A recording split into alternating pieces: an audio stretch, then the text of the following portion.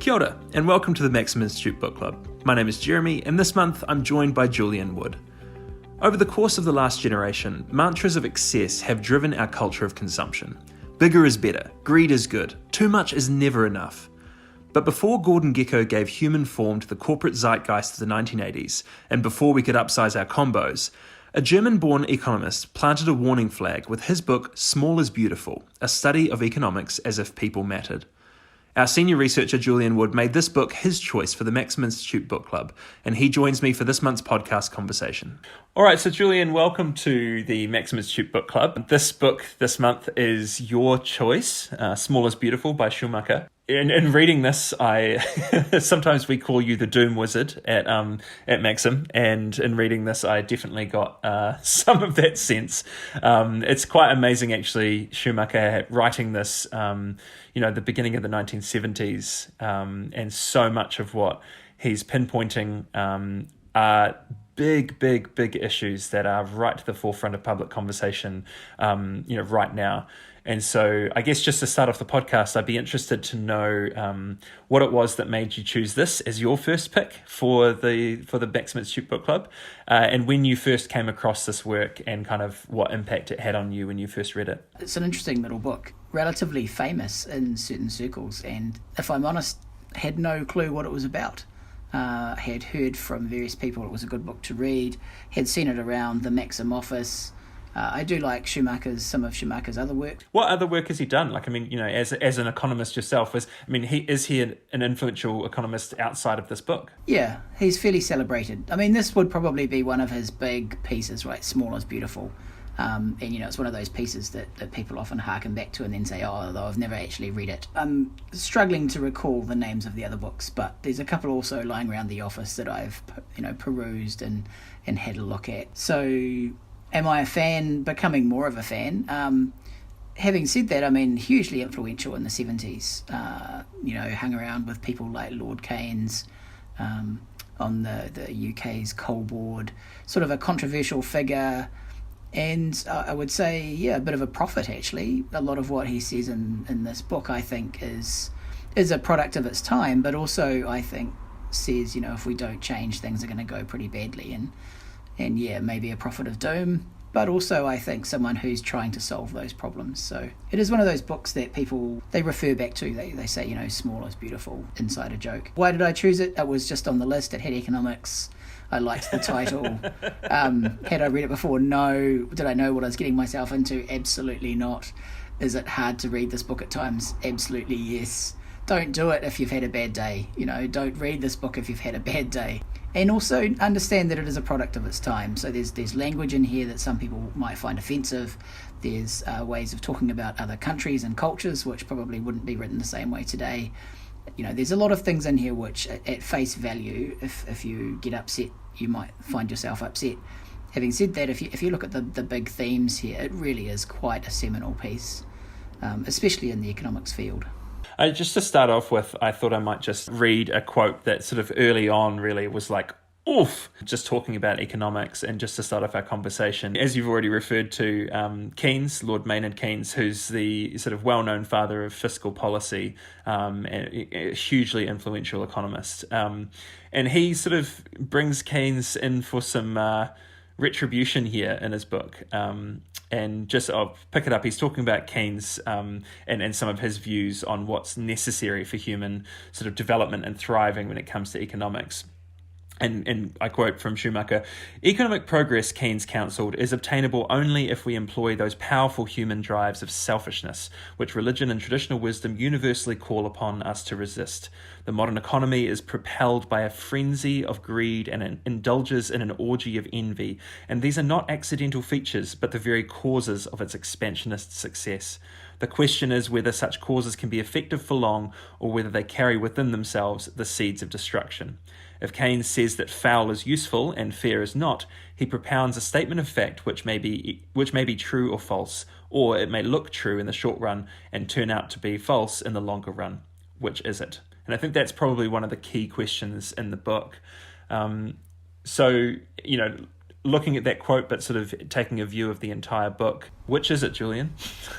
Yeah, he makes a very strong case in this book that actually we need to undergird ourselves with some form of ethical practice, and that capitalism in and of itself is basically, the type of capitalism that is being promoted by Keynes, one where foul is fair and foul is useful, and fair is not useful, really is one which leads us to a place of great danger. Yeah. So it can potentially answer the economic problem of production, i.e. how do we produce enough, but it will have certain consequences for us in the long run. And Keynes's usual quip was, well, in the long run we're dead anyway. And I think what Schumacher is trying to do here is say, well, intergenerationally we're not dead. Our children and our grandchildren and our great-grandchildren will inherit the world that we create. And if that is one that is built on foul means, then greed, usury, then we're in for a whole lot of pain down the road. So I mean, I think he's right. I think in some respects Keynes is Keynes has obviously had an agenda with that whole speech that he wrote, saying actually for a little bit longer. Keynes, in some respects, is doing Keynes a little bit of an injustice. Keynes was a big believer in beauty and in peace, a whole lot of things, but he saw the means to get there was through this economic production, and that's what Schumacher is calling out. So it's fascinating to me because obviously Keynes is giving that speech around, we basically have to use foul means and foul intent in order to achieve good outcomes.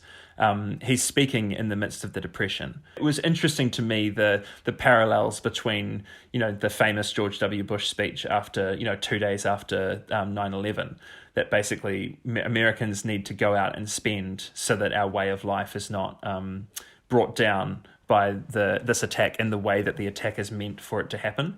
And this idea that essentially economic success is the one measure of how well we're doing as a country. I thought that Schumacher had a really great challenge to that, where he was, sort of pointed out that, quite early on in the study of economics, it kind of tended to overwhelm other fields of study, and that the sort of the most compelling thing you could say against any move or any measure or any political idea was that it was uneconomic. And you can call something, I can't remember exactly the words he used, but you can call something, horrendous, inhuman, all this sort of stuff, but nothing is quite as strong as saying that it's uneconomic.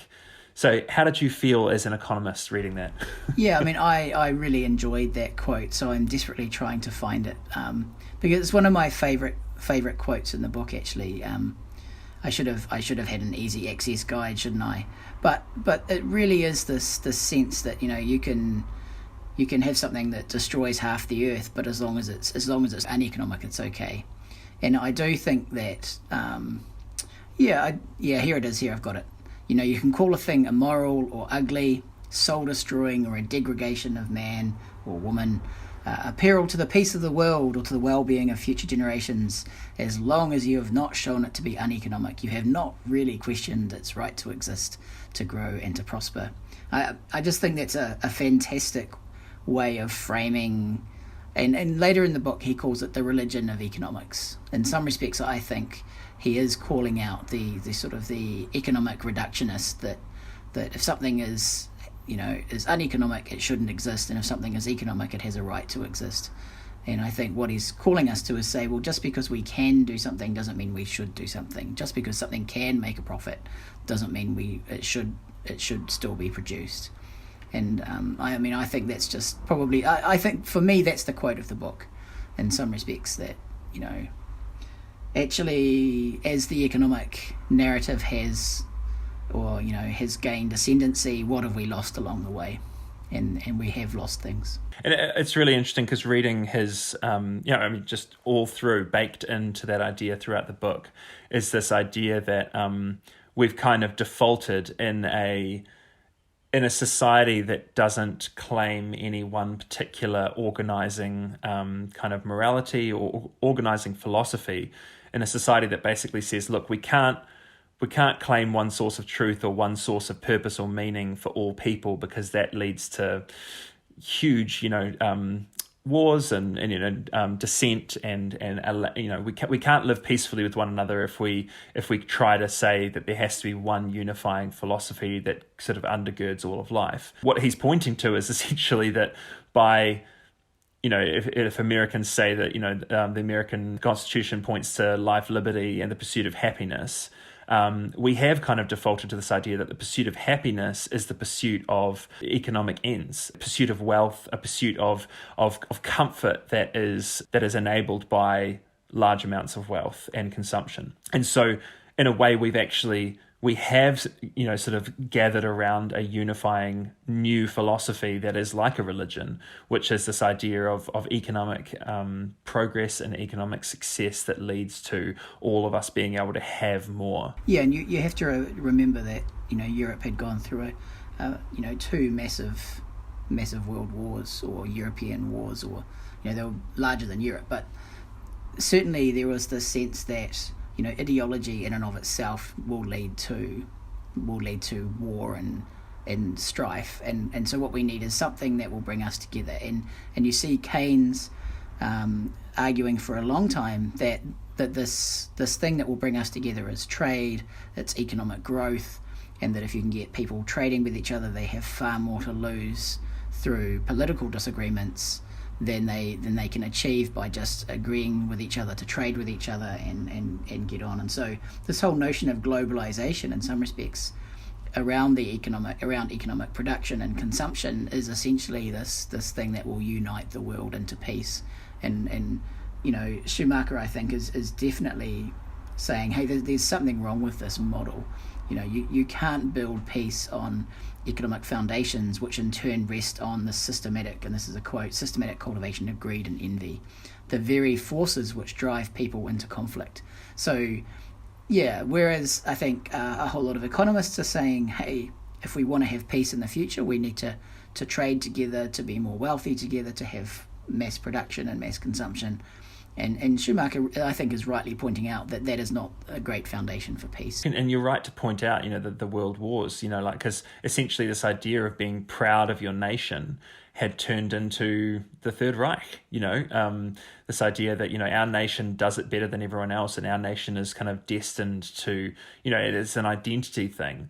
And so it seems like there's almost this reversion to a suspicion of any form of pride in anything other than yourself. And so this idea that self-interest is the thing that's going to protect us from ever going to war again, because you can get goods far cheaper from trading with that country over there than if you just stick within your patch and with your people. I mean, I do think, and so this is where Schumacher sort of takes this hypothesis further, and this is why the book is seen as sort of a turning point in economics.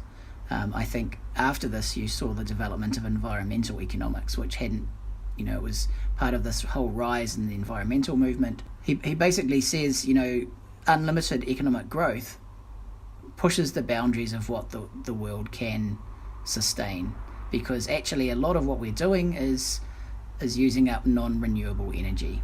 And as soon as you are using up non-renewable energy, you in effect, it leads you back to war, because scarcity, you push the limits of scarcity, you see pollution rising, you see living space, being shrunk down, and then you get back to a situation again where actually now you're just going to end up at war with each other over scarce resources.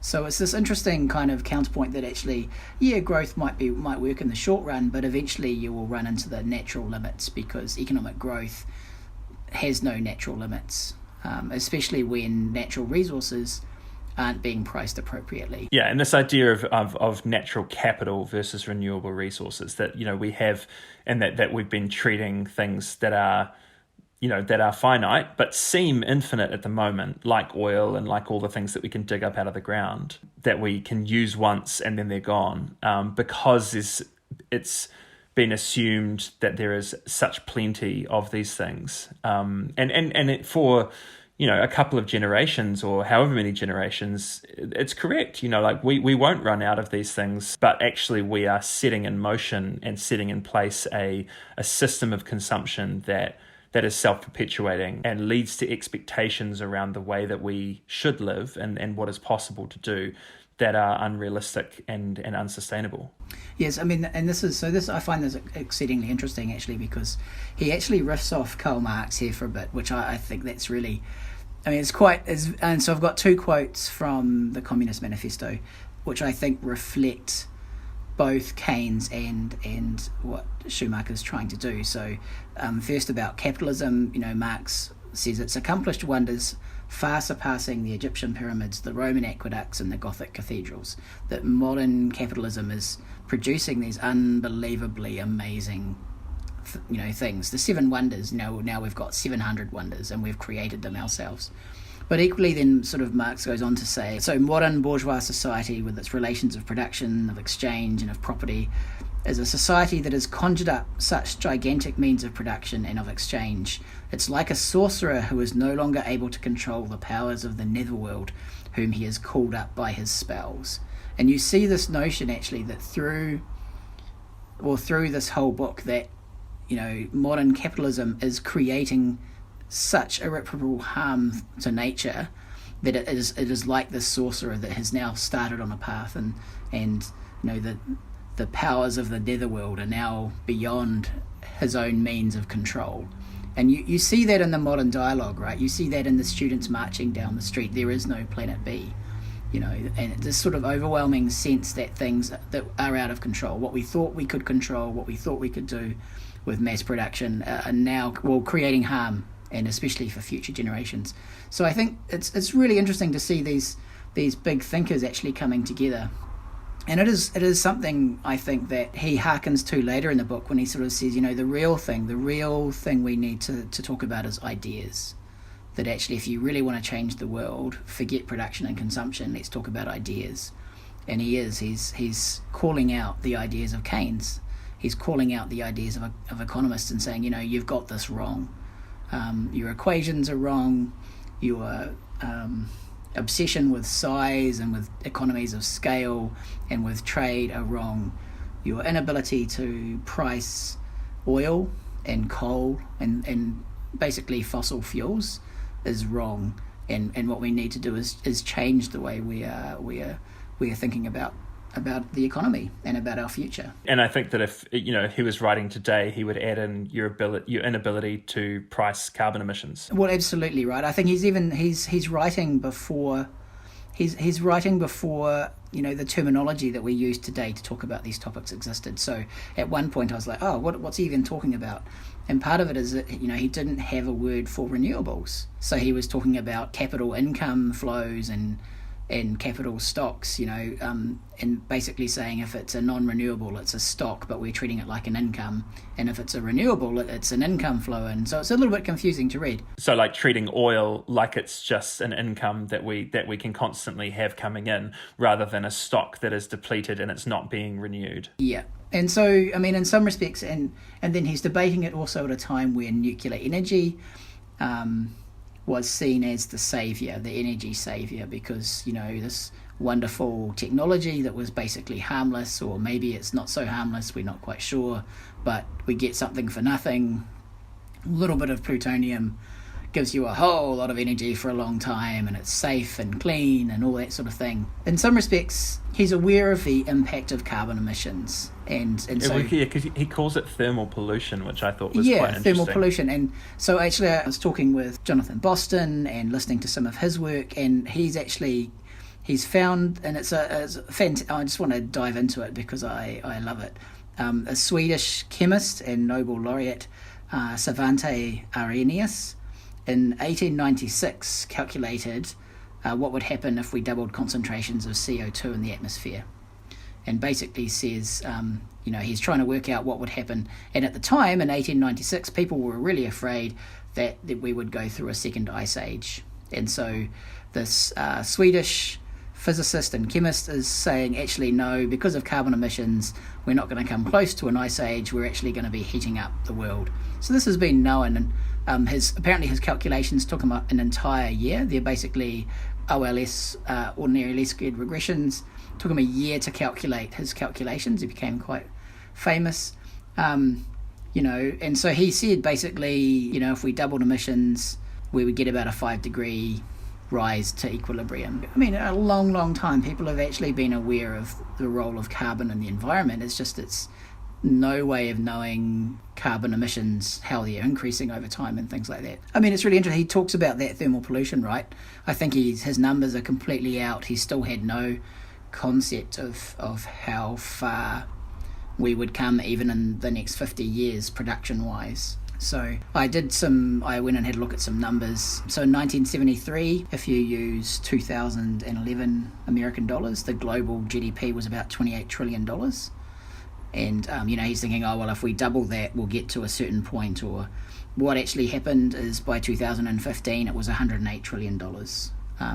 So it's nearly a 385% increase in the last 50 years of global GDP. So, I mean, he couldn't forecast that. He couldn't predict the future in that sort of way. But it's kind of interesting to see, actually, what he's saying is already a crisis of overproduction in some respects, as we've gone and, we've not only, we haven't doubled that, we've nearly quadrupled that. So he's pretty on the money when he comes to some of the outcomes, though. One thing that he raised that is kind of, it's one of those sorts of things that when you hear it, it's just like it's a truism. So you go, of course. But I just thought that the way that he talked about the idea of enough, the mindset of what is enough, and what is rich and what is poor. That these are all such relative concepts. We have an idea of, each of us personally would have an idea of what would be enough or what would be too much, or what, no person should have more than X amount, or, own more than this or own less than that. And he even goes into it in terms of population size, like what would be the perfect size of a city. It's really funny. He basically says, no one can really put a number on these sorts of things. And then like the next paragraph, he's like, but no city should ever be more than 500,000 people. And I was just like, all right, bud. I mean, and that captures some of the time and place stuff, right? But equally, I mean, let's jump into the Auckland super city debate, because that was sold as, hey, this is going to be wonderful, bigger is better, we're going to save in all these costs, and we'll have one salary for, what's it called? One mayor. One mayor and one CEO of the city, or whatever they're called, or chief executive of the city, and one water person. And as we know, actually, or as we have discovered in New Zealand, that there's diseconomies of scale as well. You get to a tipping point where actually the wheels start to fall off, that you just can't keep growing things forever. And also that there's an intangible that's not about the money, but also about this sort of sense of place and sense of identity. And I actually really loved his whole riff on these ideas that, smaller countries, bigger countries, and just this thought experiment around what would have happened if Germany had actually, succeeded in taking over Denmark, and the nation of Denmark no longer existed today.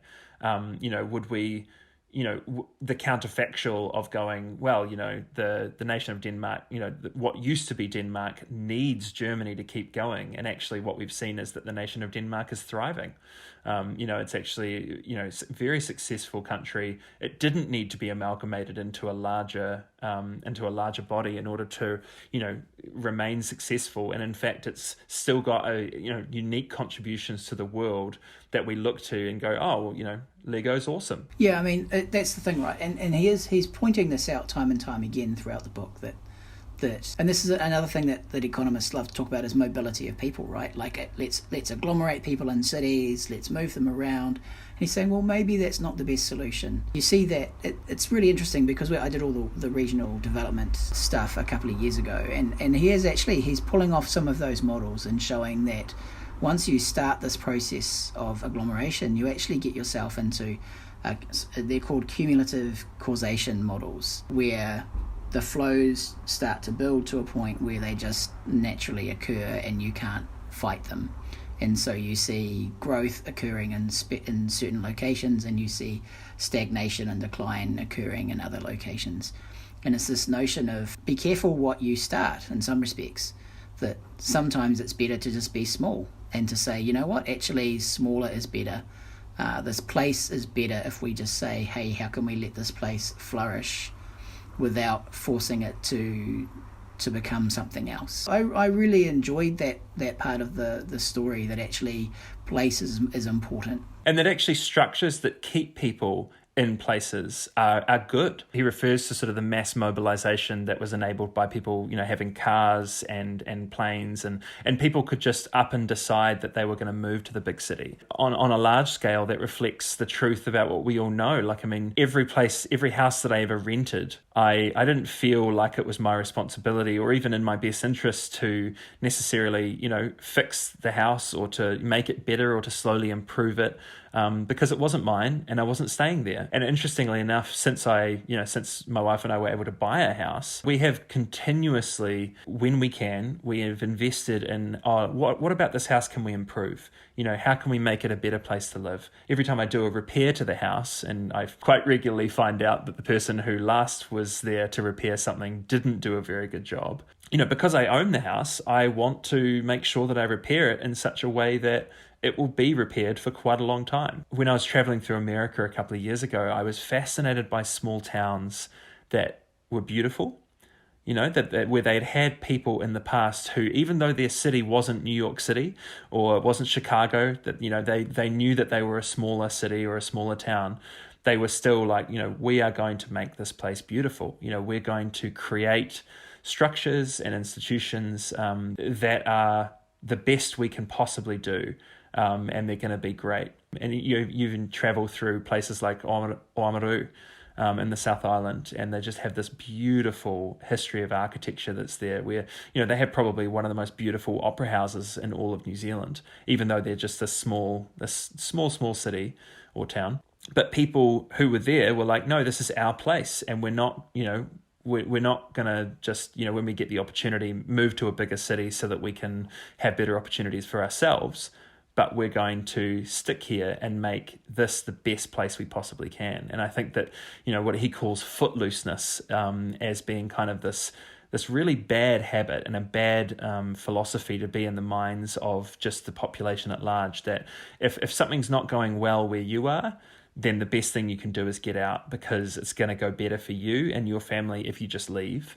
And if you can, do it. And that's why I think it's really interesting listening to the voices of Indigenous people who, generally across the world, Indigenous people, there is something that's deeply connecting them to the land in their own philosophy around how they view life and how they view what the purpose of life and being on this earth is, that actually being connected deeply to the land and whatever faith or religious elements they have to their culture, there is always something about the land and about place. Schumacher at least is pointing to the idea that that's actually fundamentally good for us. Just maybe a couple of quotes, because I find this really fascinating. And this is, I'll bring up this thing. He says, the religion of economics has its own code of ethics, and the first commandment is to behave economically. And then down a bit further, the first, as far as the religion of economics is concerned, the consumer is extraterritorial. And then to equate things means to give them a price and thus to make them exchangeable. To the extent that economic thinking is based on the market, it takes the sacredness out of life, because there is nothing sacred in something that has a price. And so there is this notion that we commodify each other and we reduce things down to the economic. And so what that leads to is that we undervalue, for example, where we live. And growth becomes the all-important thing. So jumping down a little bit further on, it says the idea that there could be pathological growth, unhealthy growth, disruptive or destructive growth is a perverse idea which must not be allowed to surface. And you get this notion, actually, where you see a little town is struggling, and it's either it's, well, we have to grow, we have to move on, we have to move from this place, and other people are saying, well, obviously this town is not worth anything because it's not growing. Well, actually, it can be a place of beauty, it can be a place of deep institutions and cultural activities and things which, and memory and history and meaning. Yeah, and all of these things are just not priced by the market, and so they're not seen, and hence they're sort of discarded. There is a danger, and I think this is part of what Jonathan Sachs, in his book entitled Morality, is pointing out, actually, and it's just come out, but he's hearkening back and saying, actually, once we reduce things down to the economic, we lose something. We lose a notion of who we are, and if we just solely rely on the market as a source of ethics, then we're really in danger of losing the long term.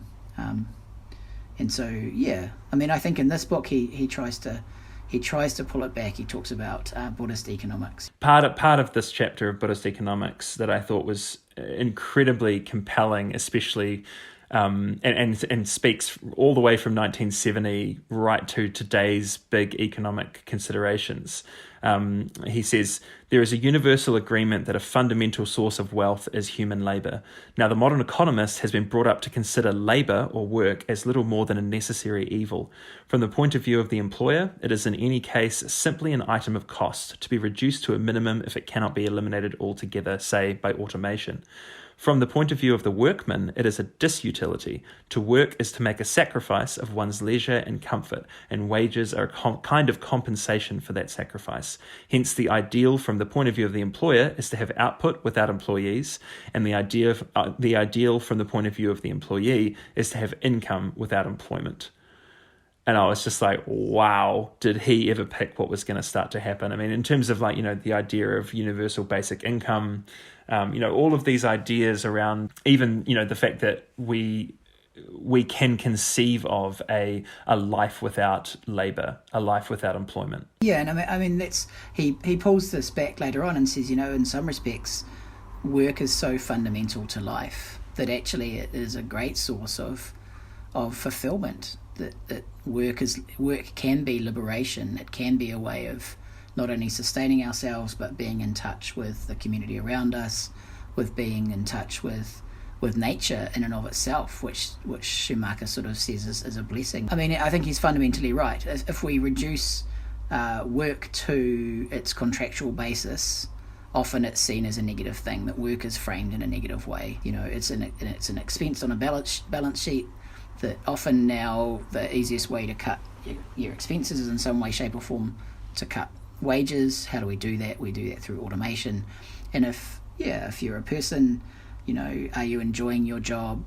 Often it's it was a hard day at work, didn't really enjoy it much. So even the way we frame it ourselves often is, rather than saying, work is fundamentally a good thing for me, we frame it in this negative sense. It's what I have to do to pay for the rest of the life that I really want to have. Paying the man, and I think Schumacher in here rightly calls out that notion of work that is dehumanizing, and I think there is work that it's dehumanizing.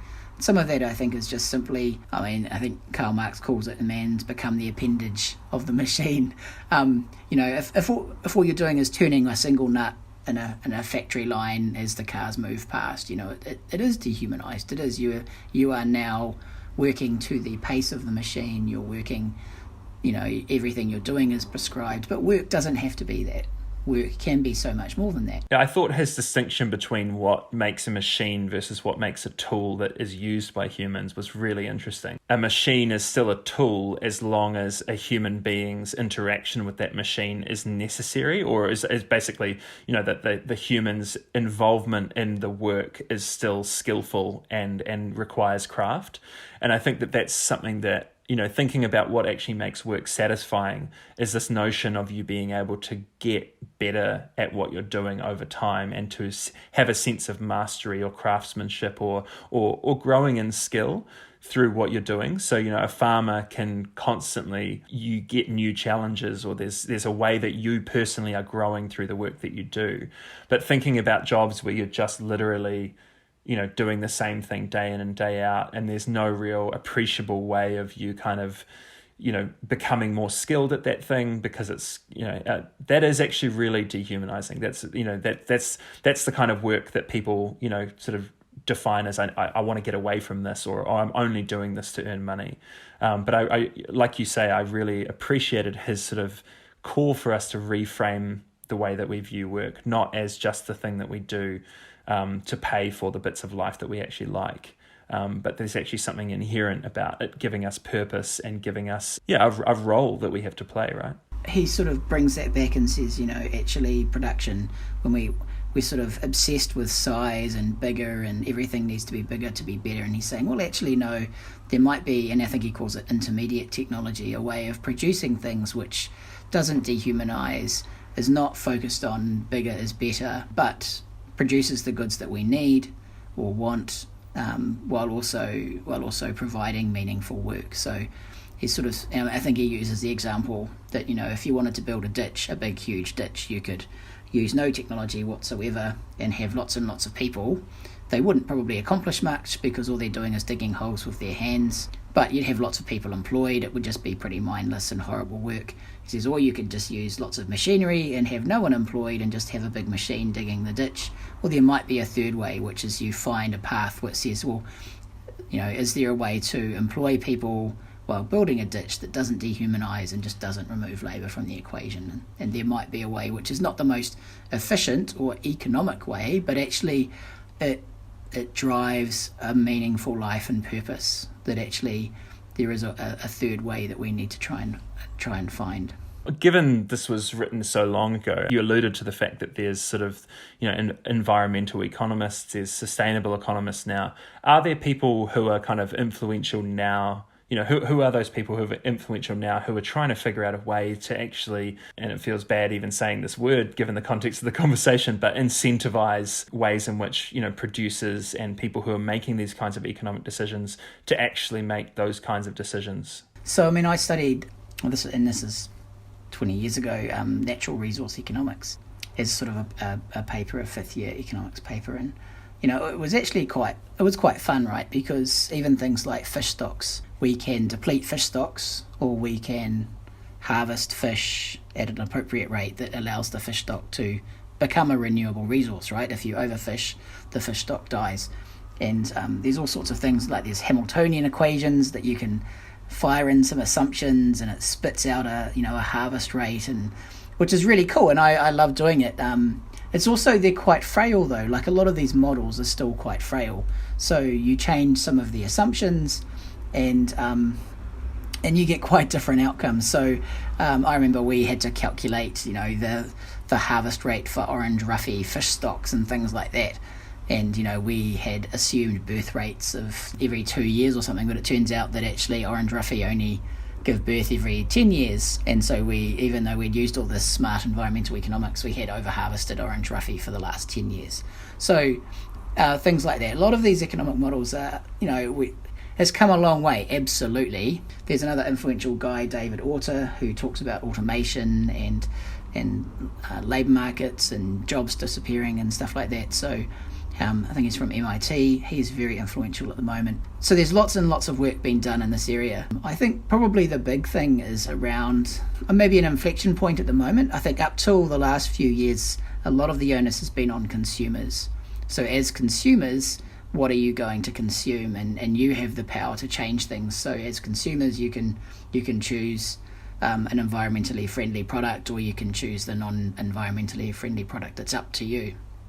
I think we're sort of coming to the end of that narrative a little bit. I think we are now coming to a point where, with all the climate change discussion and other things, that now producers are saying, hey, our mode of production is kind of failing.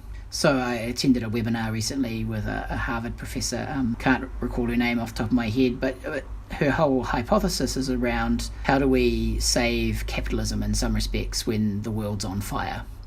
And so sort of the hypothesis here is actually firms have a role in leading the way. For example, maximising shareholder returns, she was arguing basically we need to take a long game now, because if we continue to produce like we have been, eventually the world's going to fall over. And so if we really are interested in maximising shareholder value, we need to start reframing our short-run economic arguments around the profit motive. Will this activity still be possible and profitable in 50 years, in 100 years? Yeah, so you can make lots of profit for the next 50 years, but then if your grandchildren are all dead because another nation's invaded because there's no land left in their country because of sea level rise or something, you've defeated yourself in some respects.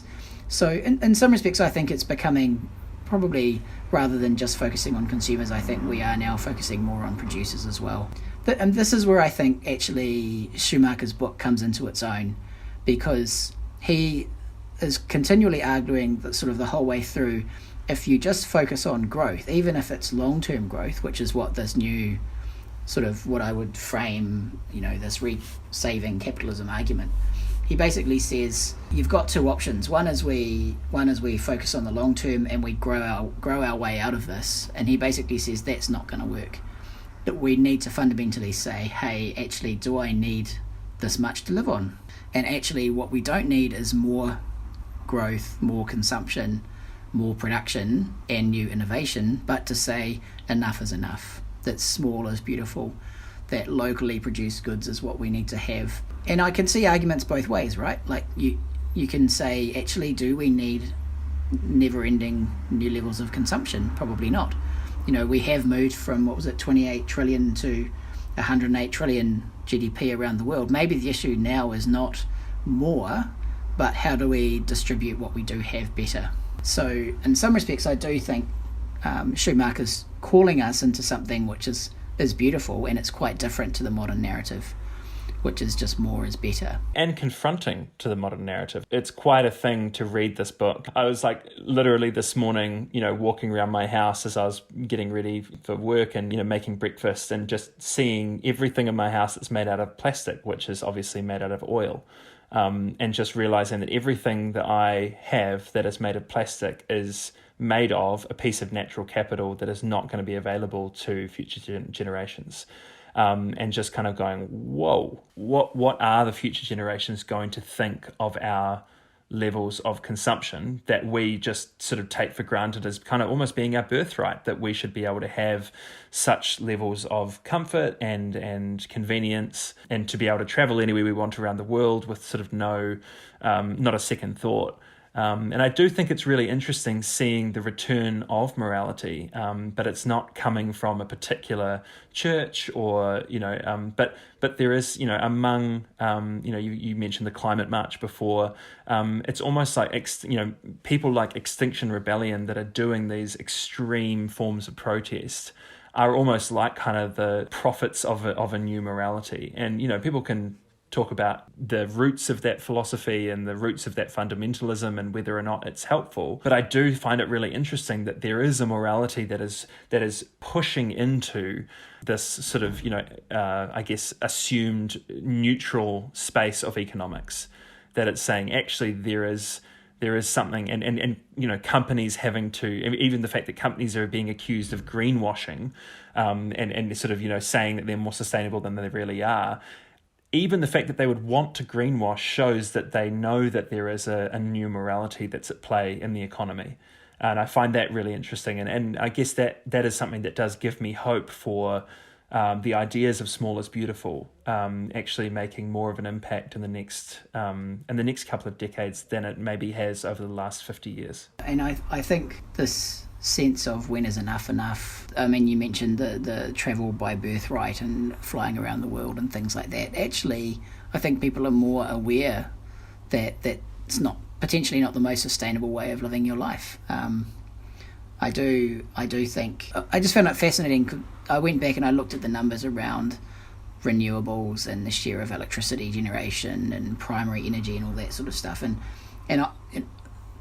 I was thinking that we're a lot better than we are, to be honest. I've seen countries invest in renewables, and you see a lot of the debate in New Zealand, and, I kind of felt like, we're not doing too bad. Well, turns out actually, because our consumption, the total energy use has risen as fast as the growth in renewables, actually, as a share of total, global energy, we're not doing that well. 16% is where we're at the moment when it comes to global. 7% of global energy power comes from hydropower, but the share of renewables in electricity generation, about 28%. But that's just electricity generation. When you actually go to consumption, it's small. It's about 11%. Total renewables is about 11%, which is not great, right? Actually, I think we need to think about, okay, let's look at renewables more. But the big question here, and the big thing that you were talking about, is consumption. How do we live our lives? Should we be buying an energy efficient car? Probably. I was driving the other day and one of my friends turned off my air conditioning, and I was like, what are you doing? And their immediate response was saving energy. It's that sense of the things that we have grown accustomed to might need to change, and little bits do make a difference. But that awareness, I think, that growing awareness of how you live your life as being really, really important for the long term, I think is more broad-based than ever before, which is really interesting. I mean, I lived in China for 11 years, and, people talk about China and, all those new cars that are driving around and things like that. My reflection would be that Chinese people, as a general rule, were far more aware of this stuff 10 years ago than we were, simply because of the price. I mean, everything in China had a price. So I could sell my newspapers to the recycling depot. I could sell my plastic. I could sell my glass jars.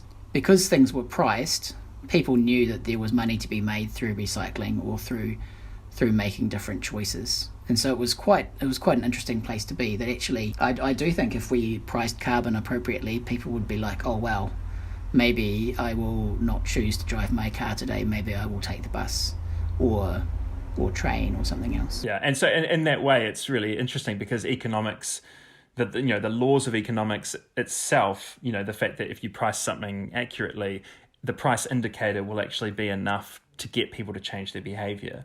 But it's all it requires is actually for things to have the right price attached to them, factoring in the use of what he calls natural capital.